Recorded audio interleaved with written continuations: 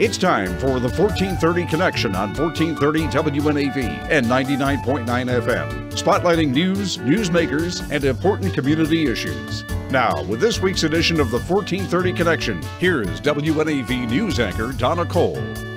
Welcome to the 1430 Connection. I'm Donna Cole. In the studio with me today are Larry and Sherry Leikin. Their parents, too. Jordan, Ellie, and Michaela. We're speaking about Ellie Leikin today. She was age 16 when she took her own life over Thanksgiving weekend 2015. And as I've already relayed to you, I'm so very sorry. As a parent, I cannot even imagine your loss. We are talking about their organization named in honor of Ellie called Ellie's Bus. We're talking about suicide prevention. We're talking about youth today. Sherry and Larry, welcome and thank you for joining me today. Thank you. Thank you.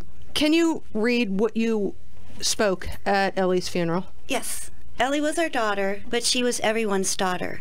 Everyone's friend. You'll hear a lot of references to diamonds today because she was a diamond. She brought a bright light into the lives of everyone she met. But diamonds are made of coal, and it's the pressure that makes them beautiful. Ellie shone brightly on the outside, but there was a darkness within her that no one could see, that we could not see. Ellie's life was full of friends, of family, of experiences, and she knew it. But the darkness within her was overwhelming. Our only solace is that Ellie has finally found that peace that she was looking for. Our sole wish now is that no family has to go through what we're going through now, and that Ellie's death has much meaning as her life. Can you tell our audience, for those that don't know, what happened with Ellie and what led to this? Ellie's, apparent onset of, bipolar diagnosis really was never a diagnosis. She certainly never told us. She didn't tell her friends, and she didn't really exhibit any of the classic symptoms of the disease.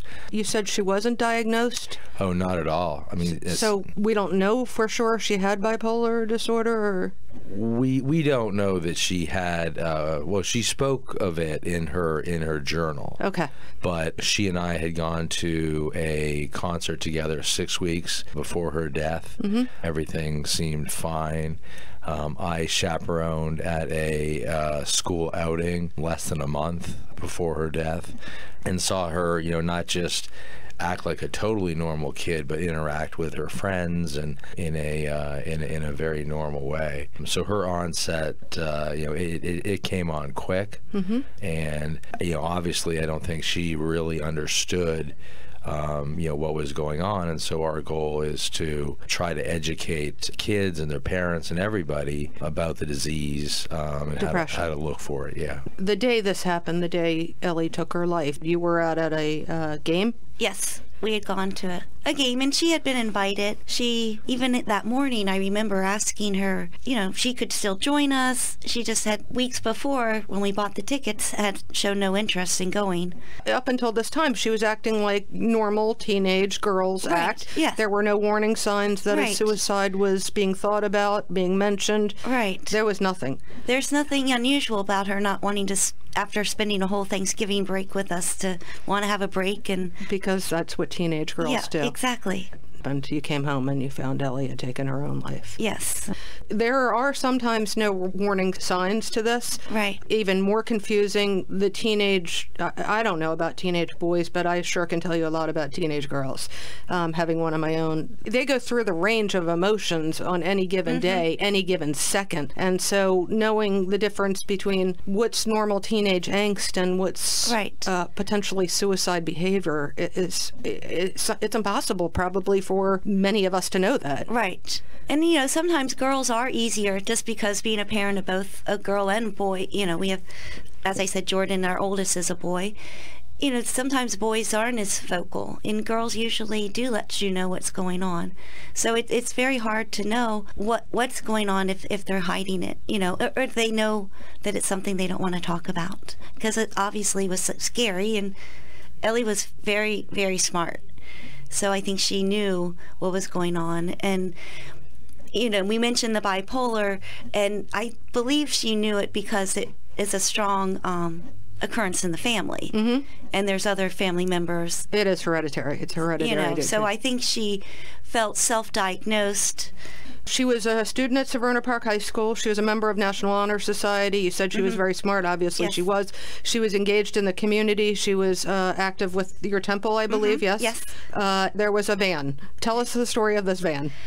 Well, let Larry finish, but I'll just preface, she was in love with Volkswagen vans since she was very young. I would say all through, probably since maybe 12. She talked about when I'm, 16, I really want to get a VW bus, and that's all she talked about. We generally set some pretty lofty goals for the kids, and for Ellie it was making National Honor Society, and in exchange for that she could get, we say any car you want, but within reason, for your 16th birthday. And she, as Sherry said, always wanted a VW bus. And we spent a couple months, looking, on Craigslist and other medium to find one down in Fredericksburg that kind of met our price point and, looked to be in okay condition. And Sherry and I went down and checked it out and picked it up and drove it back, which is always the first test of a VW bus. And it made it from... We'll make the 2-hour drive from Fredericksburg. And so I think she was pretty happy about it, and she learned to drive it, which is no small feat. Stick shift, and a long throw, stick shift, right. And not much power to back it up. So not easy to drive, but she did learn to drive it. We have some great experiences and pictures and things like that of her driving the van. And the van has a moniker. It is the Mystery Machine because it came with the Scooby-Doo stickers on it from the previous owner that we decided to keep on. And you did not get a Great Dane to go inside of it like Scooby-Doo. No, we have a dog that would have been quite insulted if we traded him in. And he looks more like Scrappy-Doo. Yeah, he looks more like Scrappy. He's a little Jack Russell. All right, so we're going to take a break and find out how this van figures into what Larry and Sherry are doing today. This is Donna Cole. This is the 1430 Connection. We will be right back.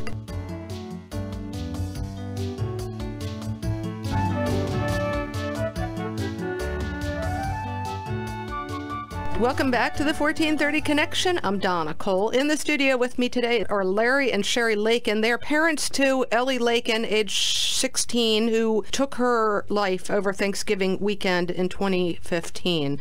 We are talking about the legacy that Ellie leaves behind, and you guys have now taken this legacy truly on the road. Tell us about that. I believe it was actually Sherry's brother who sort of came up with the idea of taking the bus and making it the symbol of our efforts. And it really, has sort of fallen into place perfectly, and I think, was well suited to that task. So, our foundation is called Ellie's Bus. And our goal is obviously to raise awareness about mental health issues and learning what those are and how to spot them, both as a parent and as a child. But we started with the idea. We thought we were going to have a grand 50,000 person concert for Ellie, and as we tried to start to think about that and logistical wise and everything, we said let's partner up with some local venues like Merriweather and Pier 6, where we can bring the bus specifically to concerts that that appeal to kids. Right. And we got some buy-in there, and last year was our first year, and we did 2 concerts at Merriweather and 2 at Pier 6. We were able to bring the bus, partner with a mental health group like Grassroots or like Anne Arundel County Crisis, and be there inside the venue with the bus. And are teens especially, coming up to the bus wanting to know more? Yeah, I mean, everybody's coming up to the bus, which is what makes it so appealing. We want to talk to parents as well, but kids really, it's obviously aimed at kids, and kids really like it. Right. So it does what it's supposed to do, which is break the ice and bring people, in to speak. the stigma surrounding mental health. Sherry, we know our generation and before, you didn't talk about it. No. We didn't talk about it. It was kept in the closet. For sure. And that's what we want to do is change that stigma and let, people know that it's okay to have these mental issues. For the same reason, even cancer 30, 40 years ago had a lot of stigma about it. People didn't want to talk about having that. So the same thing, it's a disease. And just like if you have cancer, you want to go and get some sort of treatment, radiation or chemo, but there's doctors there, and there's been lots of research done.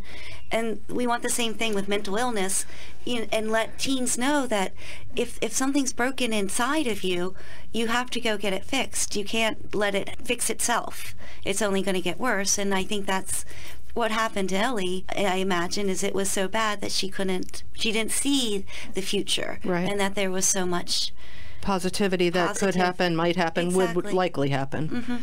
I tend to believe Ellie's generation, my daughter's generation, those being born today, are so much more open and have thrown out all the stigmas that we have. So I tend to believe that we're on the right path, if only we could get our generation to change and to recognize that there might be things we need to talk to our kids about. Yes, Larry? Yes. Yeah, I think also that, social issues and awareness issues, they happen quickly, and then you kind of move on to the next one.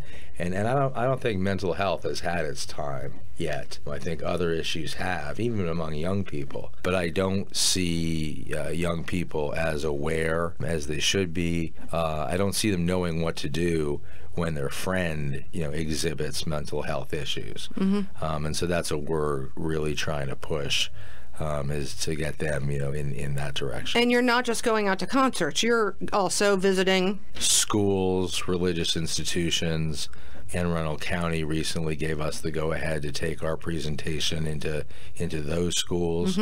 So far we've done some private schools, churches, synagogues, and we're very open to taking that message anywhere, really where the audience is right, and people want to let us in. Have you found this to be cathartic? It has for us. I mean, it's something we would never have imagined having happened to us, and I think that's part of what our message is it happens to people who seemed, think they're doing everything right as a parent. We cherished having sit-down dinners and try to limit screen time, but I mean, we're really fighting an uphill battle on some of those things, and even though you're thinking you're doing the best that you are, you can be missing something as a parent. And that's why with Ellie's Bus, we've been active in some other organizations too, to help parents. And let's talk about that. We're going to take another short break, but we're going to talk about another organization that's starting up. Before we do go to break, I just want to make people aware, Suicide Prevention Lifeline is 1-800-273-TALK. That's 8255. Again, 1-800-273-TALK. There is another organization out there called, you can find it on teenlineonline.org.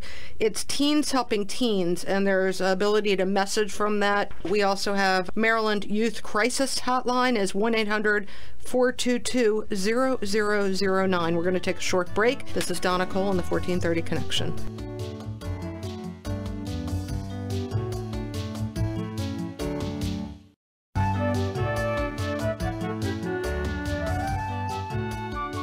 Welcome back to the 1430 Connection. I'm Donna Cole. In the studio with me today are Larry and Sherry Leikin of Severna Park. They lost their daughter, Ellie, age 16, to suicide. This happened in 2015. She was a student at Severna Park High School, a member of the National Honor Society.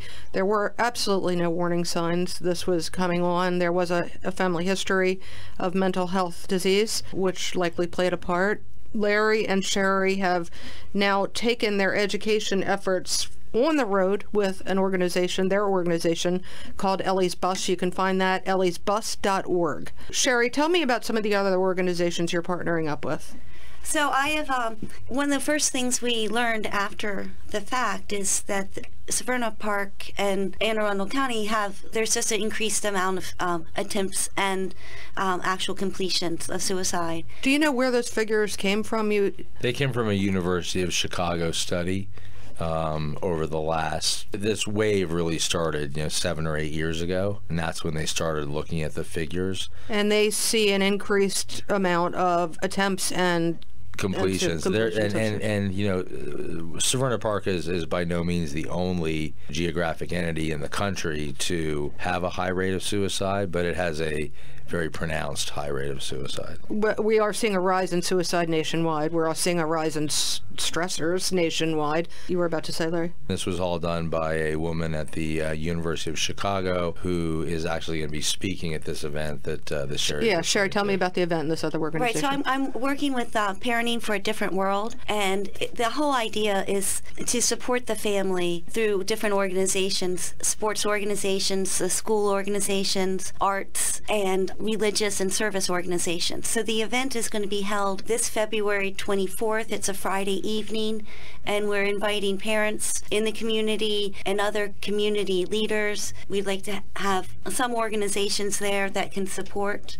But the researcher that Larry spoke of, Anna Mulla, she will be our keynote speaker that evening and sort of present the paper was published last fall. So she's just going to discuss some of the research that she has found, because certainly after Ellie's death, we were blown away of the amount of suicides in our community, and not only youth suicides, but if it's something. I think that also what struck us was again, sort of leading back to the stigma, but people don't, we certainly had no idea that there were this vast, rash of suicides over the last 10 years. I mean, we live in Severna Park. We had been there the whole time, and I think maybe we had heard about one of them. Mm-hmm. So it's still being hidden, and I think that's part of the problem.